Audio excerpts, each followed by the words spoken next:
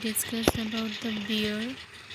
The summary is: as Isaac grows older, he becomes an expert hunter and woodsman and continues going with the hunting parties every year. The group becomes increasingly preoccupied with hunting down Old Ben, a monstrous, almost immortal bear that wreaks havoc throughout the forest. Old Ben's foot was sorry, made in a trap, and he seems impervious to bullets. Isaac learns to strike Old Ben, but hunting him is futile because all the hounds fear him. Same fathers who teaches Isaac Old Ben's ways says that it will take an extraordinary dog to bring Old Ben down. Isaac sees Old Ben several times. Once they sends a tiny faced dog with no sense of daughter after him, and Isaac has a shot at the huge bear.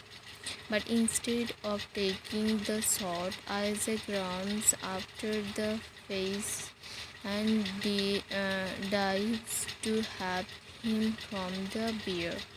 Isaac looks up at Old Ben looming over him and reminds the image from his dreams about the bear. At last, they find a dog capable of bringing Old Ben to bay. A lion, a huge wild Airedale terrier mixed with extraordinary courage and savagery. Some makes a lion semi-taming by starving him until he will allow himself to be touched.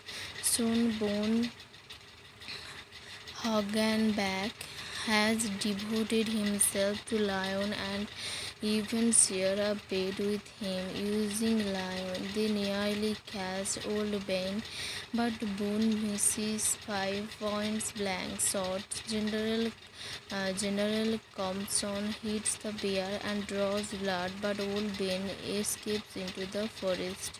Isaac and Boone go into Memphis to buy whiskey for the man, and the next day they go after the bear again. General Compson declares that he wants Isaac to ride Katie, the only Muley who is not afraid of wild animals, and therefore the best chance of any of the men have to get close enough to the bear to kill him. In the deep woods near the river, Lion leaps at Old Ben and takes hold of this throat. Old Ben seizes Lion and begins um, shredding his stomach with his claws. Boone draws his knife and throws himself on top of the bear, stabbing it in its back. Old Ben dies, and a few days later, Lion dies. Sam Fathers collapses after the fight and dies not long after Lion. Lion and Sam are buried in the same clearing. Isaac returns to the farm near Jefferson to the old McCaslin plantation. Time passes. Eventually, he is 21. Time for him to assume control of the plantation, which is his by inheritance, but he renounces it in favor of his older cousin, once removed.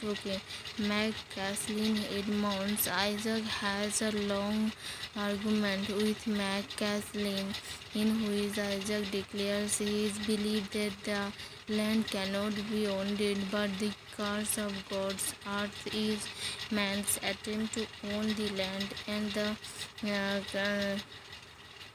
curse has led to slavery and the destruction of the South.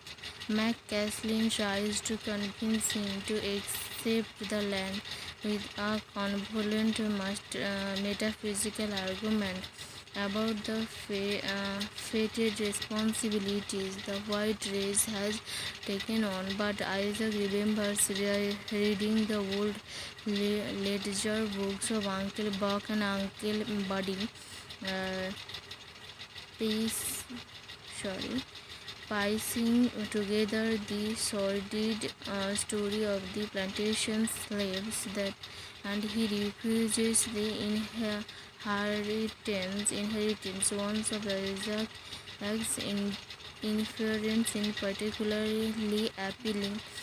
Tom, Tommy the slave whom um, Carruthers McCaslin took as a lover and bigot tool may also have been uh, Carruthers McCaslin's daughter by another slave, Eunice, whom committed suicide shortly before Tor's birth.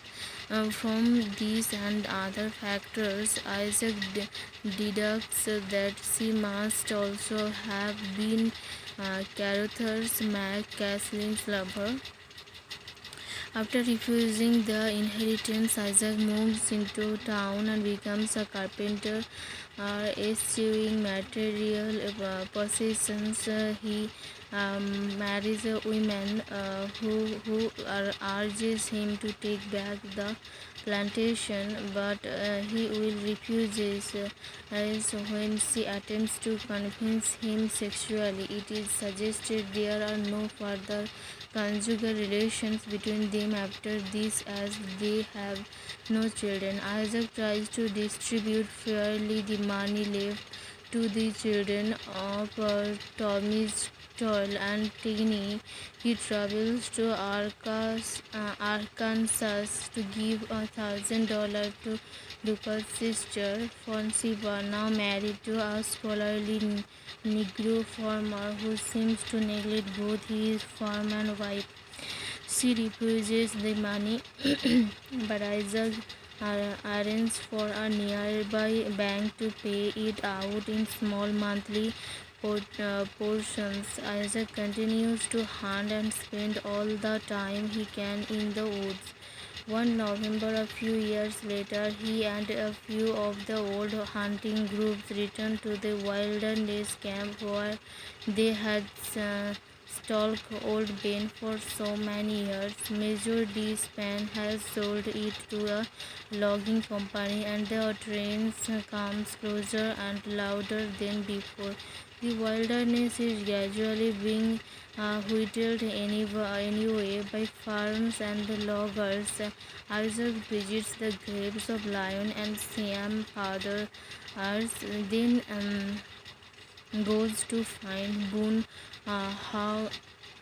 gang back. Boone is in a clearing full of squirrels trying to fix his gun.